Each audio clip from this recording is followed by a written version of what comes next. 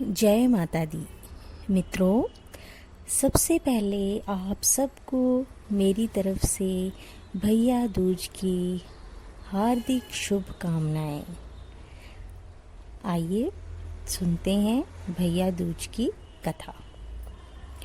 एक बुढ़िया थी, उसके 7 बेटे और एक बेटी थी। बेटी की शादी हो चुकी थी। जब भी उसके बेटे की शादी होती, फेरों के समय एक नाग आता और उसके बेटे को डस लेता था। बेटा वहीं खत्म हो जाता और बहू विधवा। इस तरह उसके 6 बेटे मर गए। 7वें की शादी होनी बाकी थी। इस तरह अपने बेटों के मर जाने के दुख से बुढ़िया रो रो के अंधी हो गई थी। भाई दूज आने को हुई तो भाई ने कहा कि मैं बहन से तिलक करवाने जाऊंगा। माँ ने कहा ठीक है। इधर जब बहन को पता चला कि उसका भाई आ रहा है तो वह खुशी से पागल होकर पड़ोसन के पास गई और पूछने लगी कि जब बहुत प्यारा भाई घर आए तो क्या बनाना चाहिए। पड़ोसन उसकी खुशी को देखकर जल भुन गई और कह दिया कि दूध से रसोई ले, घी में चावल पका। बहन ने ऐसा ही किया। उधर भाई जब बहन के घर जा रहा था तो उसे रास्ते में सांप मिला। सांप उसे डसने को हुआ। भाई बोला, तुम मुझे क्यों डस रहे हो? सांप बोला, मैं तुम्हारा काल हूँ और मुझे तुमको डसना है। भाई बोला, मेरी बहन मेरा इंतजार कर रही है। मैं जब तिलक करवा के वापस लौटूंगा तब तुम मुझे डस लेना। सांप ने कहा, भला आज तक कोई अपनी मौत के लिए लौट कर आया है जो तुम आओगे? भाई ने कहा, अगर तुम्हें यकीन नहीं है तो तू मेरे झोले में बैठ जा। जब मैं अपनी बहन के तिलक कर लूं तब तू मुझे डस लेना। सांप ने ऐसा ही किया। भाई बहन के घर पहुंचा। दोनों बड़े खुश हुए। भाई बोला, बहन जल्दी से खाना दे, बड़ी भूख लगी है। बहन क्या करे, ना तो दूध की रसोई सूखे ना ही घी में चावल पके। भाई ने पूछा, बहन इतनी देर क्यों लग रही है, तू क्या पका रही है? तब बहन ने बताया कि मैंने ऐसे ऐसे किया है। तो भाई बोला, अरे पगली, कहीं घी में भी चावल पकते हैं या दूध से कोई रसोई लीपता है? गोबर से रसोई लीप, दूध में चावल पका। बहन ने ऐसा ही किया। खाना खा के भाई को बहुत जोर से नींद आने लगी। इतने में बहन के बच्चे आ गए। बोले, मामा मामा हमारे लिए क्या लाए हो? भाई बोला, मैं तो कुछ नहीं लाया। बच्चों ने वह झोला ले लिया जिसमें सांप था। जैसे ही उसे खोला उसमें से हीरे का हार निकला। बहन ने कहा, भैया तुमने बताया ही नहीं कि तुम मेरे लिए इतना सुंदर हार लाए हो। भाई बोला, बहना तुझे पसंद है तो तू ले ले, मुझे हार का क्या करना। अगले दिन भाई बोला, अब मुझे जाना है, मेरे लिए खाना रख दे।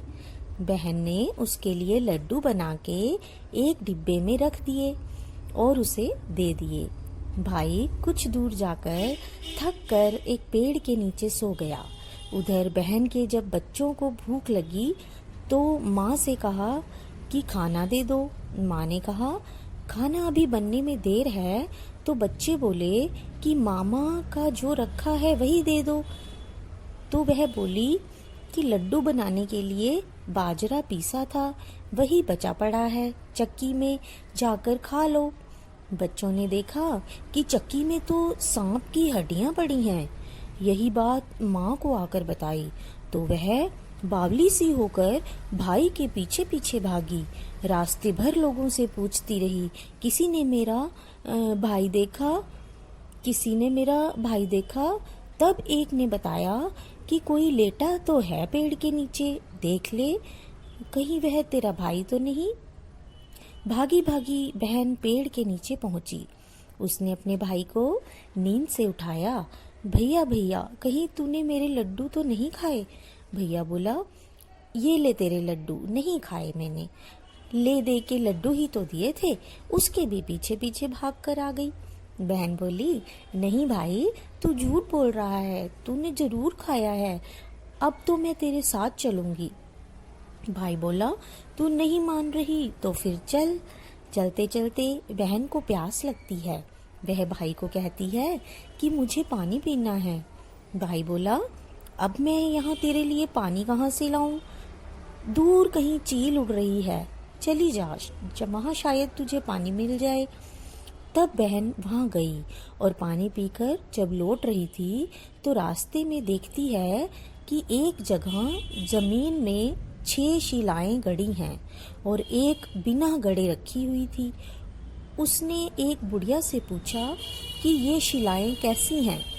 उस बुढ़िया ने बताया कि एक बुढ़िया है, उसके 7 बेटे थे, 6 बेटे तो शादी के मंडप में ही मर गए थे, तो उनके नाम की ये शिलाएं जमीन में गड़ी हैं। अभी 7वें की शादी होनी बाकी है, जब उसकी शादी होगी तो वह भी मंडप में मर जाएगा, तब यह 7वीं शिला भी जमीन में गड़ जाएगी। यह सुनकर बहन समझ गई कि शिलाएं किसी और की नहीं बल्कि उसके भाइयों के नाम की है। उसने उस बुढ़िया से अपने 7वें भाई को बचाने का उपाय पूछा। बुढ़िया ने उसे बता दिया कि वह अपने 7वें भाई को कैसे बचा सकती है। यह सब जानकर वह वहां से अपने बाल खुले करके पागलों की तरह अपने भाई को गालियां देती हुई चली। भाई के पास आकर बोलने लगी, तू तो जलेगा, कुटेगा, मरेगा। भाई उसके ऐसे व्यवहार को देखकर चौंक गया और कुछ समझ नहीं पाया। इसी तरह दोनों भाई बहन माँ के घर पहुँच गए। थोड़े समय के बाद भाई के लिए सगाई आने लगी, उसकी शादी तय हो गई। जब भाई को सेहरा पहनाने लगे तो वह बोली, इसको क्यों सेहरा बंधेगा? सेहरा तो मैं पहनूंगी, ये तो जलेगा मरेगा। सब लोगों ने परेशान होकर सेहरा बहन को दे दिया। बहन ने देखा उसमें कलगी की जगह सांप का बच्चा था। बहन ने उसे निकालकर फेंक दिया। अब जब भाई घोड़ी पर चढ़ने लगा तो बहन फिर बोली, ये घोड़ी क्यों चढ़ेगा?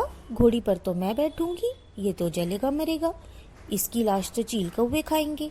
सब लोग बहुत परेशान थे कि बहन ऐसा व्यवहार क्यों कर रही है। अब सबने उसे घोड़ी पर भी चढ़ने दिया। अब जब बारात चलने को हुई तो बहन बोली, ये क्यों दरवाजे से निकलेगा? ये तो पीछे के रास्ते से जाएगा, दरवाजे से तो मैं निकलूंगी। जब वह दरवाजे के नीचे से जा रही थी तो दरवाजा अचानक गिरने लगा। बहन ने एक ईंट उठाकर अपनी चुनरी में रख ली। दरवाजा वहीं की वहीं रुक गया। सब लोगों को बड़ा आश्चर्य हुआ। रास्ते में एक जगह बारात रुकी तो भाई को पीपल के पेड़ के नीचे खड़ा कर दिया। बहन कहने लगी, ये क्यों छांव में खड़ा होगा? ये तो धूप में खड़ा होगा, छांव में तो मैं खड़ी होंगी। जैसे ही वह पेड़ के नीचे खड़ी हुई, पेड़ गिरने लगा। बहन ने एक पत्ता तोड़कर अपनी चुनरी में रख लिया। पेड़ वहीं की वहीं रुक गया। अब तो सबको विश्वास हो गया कि ये बावली कोई जादू टोना सीख कर आई है जो बार बार अपने भाई की रक्षा कर रही है। ऐसा करते करते फेरों का समय आ गया। जब दुल्हन आई तो उसने दुल्हन के कान में कहा, अब तक तो मैंने तेरे पति को बचा लिया, अब तू ही अपने पति को और साथ ही अपने मरे हुए जेठों को बचा सकती है। फेरों के समय एक नाग आया। वो जैसे ही दूल्हे को डसने को हुआ, दुल्हन ने उसे एक लोटे में भर के ऊपर से प्लेट से बंद कर दिया। थोड़ी देर बाद नागिन लहर लहर करती आई। दुल्हन से बोली, तू मेरा पति छोड़। दुल्हन बोली, पहले तू मेरा पति छोड़। नागिन ने कहा, ठीक है, मैंने तेरा पति छोड़ा। दुल्हन, ऐसे नहीं, पहले 3 बार बोल।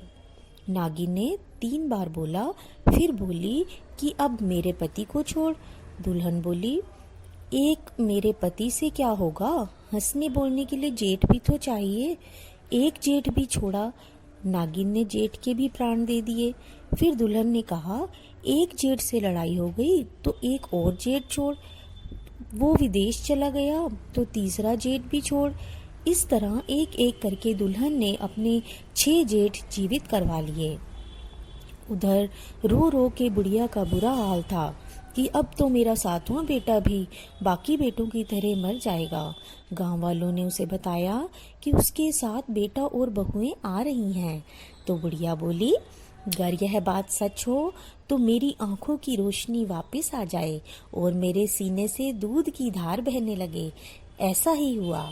अपने सारे बहू बेटों को देखकर वह बहुत खुश हुई। बोली, यह सब तो मेरी बावली का काम है, कहाँ है मेरी बेटी? सब बहन को ढूंढने लगे। देखा तो वह भूसे की कोठरी में सो रही थी। जब उसे पता चला कि उसका भाई सही सलामत है तो वह अपने घर को चली गई। उसके पीछे पीछे सारी लक्ष्मी भी जाने लगी। बुढ़िया ने कहा, बेटी पीछे मुड़ के देख, तू सारी लक्ष्मी ले जाएगी तो तेरे भाई भाभी क्या खाएंगे? तब बहन ने पीछे मुड़ के देखा और कहा, जो माँ ने अपने हाथों से दिया वह मेरे साथ चले, बाद बाकी का भाई भाभी के पास रहे। इस तरह एक बहन ने अपने भाई की रक्षा की। इस तरह भैया दूज की कथा का समापन हुआ। भगवान हम सब भाई बहनों पर अपनी कृपा दृष्टि सदैव बनाए रखे और सभी बहनें हमेशा अपने भाइयों को टीका करती रहें और उनकी मंगल कामना करती रहें। धन्यवाद।